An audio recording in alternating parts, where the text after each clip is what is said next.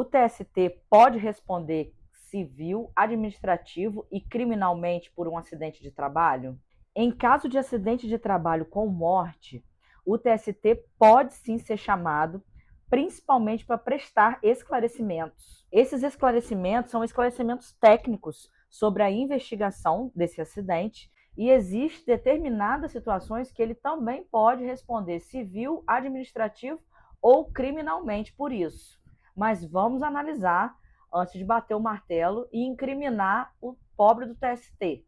Primeiro de tudo, a gente tem que analisar qual é o papel primordial de um técnico de segurança do trabalho. O que a gente faz? A gente dá orientação, nós fiscalizamos e nós implementamos medidas de prevenção de acordo com as normas regulamentadoras e todas as outras legislações ligadas à segurança do trabalho. Nós elaboramos relatórios, a gente faz acompanhamento de todos os programas, nós fiscalizamos de perto todas as atividades que acontecem em campo, além de prestar todo tipo de orientação possível, até mesmo fora da nossa área, a gente presta também várias orientações, uso de EPI e outros tantos treinamentos que a gente também realiza dentro da empresa. Então, num caso de um acidente com morte, o TST pode sim ser chamado como testemunha. Então, a gente tem que entender que durante um acidente dessa gravidade, vai acontecer uma investigação minuciosa de tudo que levou a ocorrer essa fatalidade.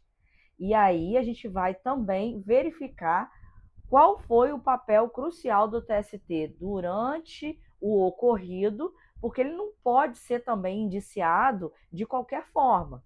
Não é assim, apontar o dedo e você é culpado. Não é dessa forma que acontece. Mas nós temos um papel muito importante dentro desse cenário. Então, nós podemos responder judicialmente quando ocorrer essas situações que eu vou explicar aqui para vocês. Se nós formos profissionais omissos, não comunicar e não identificar os riscos existentes.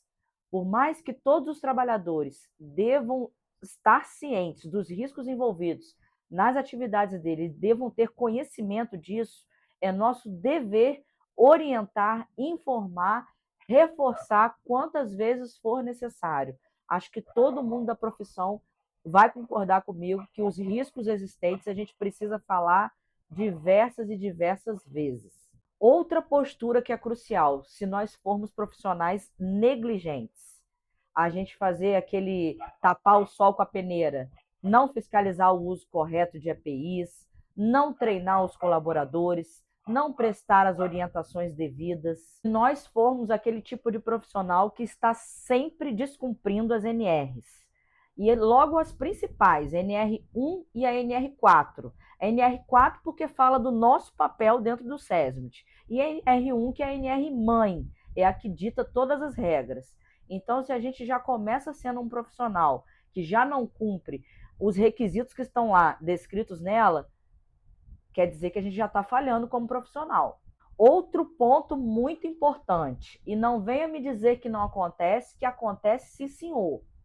Falsificação de documentos, falsificação de certificados, já teve até falsificação de ASOS. Então, muito cuidado com vocês se envolverem com esse tipo de prática na empresa. Convivência com práticas inseguras dentro do ambiente de trabalho operacional. Pessoal, e aqui vai um alerta.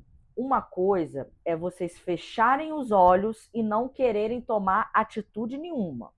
Uma coisa é vocês identificar os riscos, a área não querer te atender, porque acha que aquilo ali é mó bobagem, e você simplesmente virar as costas e não fazer nenhum tipo de registro que você, pelo menos, levantou esses riscos, identificou e comunicou à área que precisava tomar as devidas tratativas.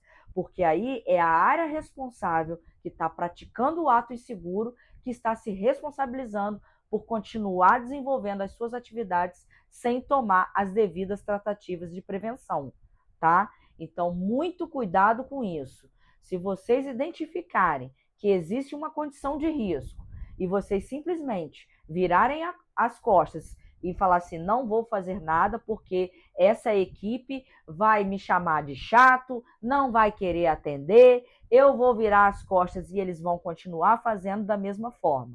Muito cuidado com esse tipo de atitude. Vocês podem estar assinando a sentença de vocês. Eu sei que muitas vezes a gente identifica os riscos, a gente pede para consertar, a gente pede para tomar as devidas tratativas e a área não quer tomar.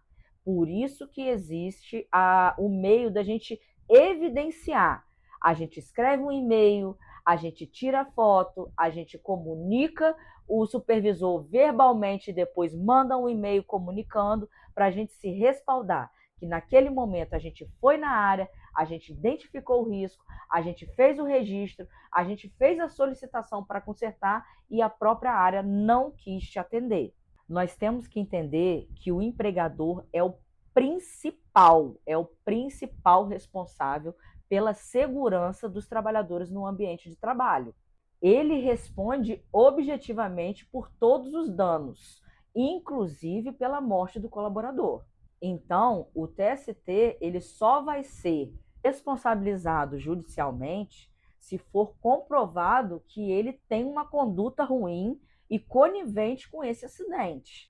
Há precedentes que tribunais reconhecem a culpa do empregador por falhas de segurança, mas eles também investigam a atuação do profissional de SST dentro dessa empresa. Então, o que eu quero deixar claro é o seguinte: o TST ele pode sim ser chamado judicialmente como testemunha para prestar todos os esclarecimentos técnicos e falar e participar de toda a investigação desse caso.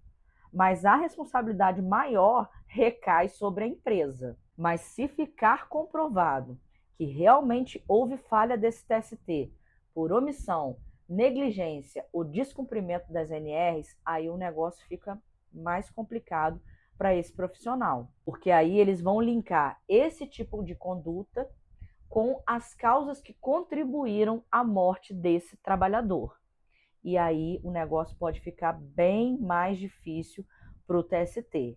Então, assim, a nossa profissão é uma profissão importante e super responsabilizada por muitas coisas. Então, entendam o papel de vocês e entendam a conduta de vocês e como se respaldar de todas as formas possíveis dentro da empresa para que vocês não sejam colocados à prova da conduta profissional de vocês. Sejam profissionais excelentes, de boa conduta, de bom caráter e não contribuam com esses tipos de práticas que algumas empresas aí vêm forçando os colaboradores a participarem desse esquema.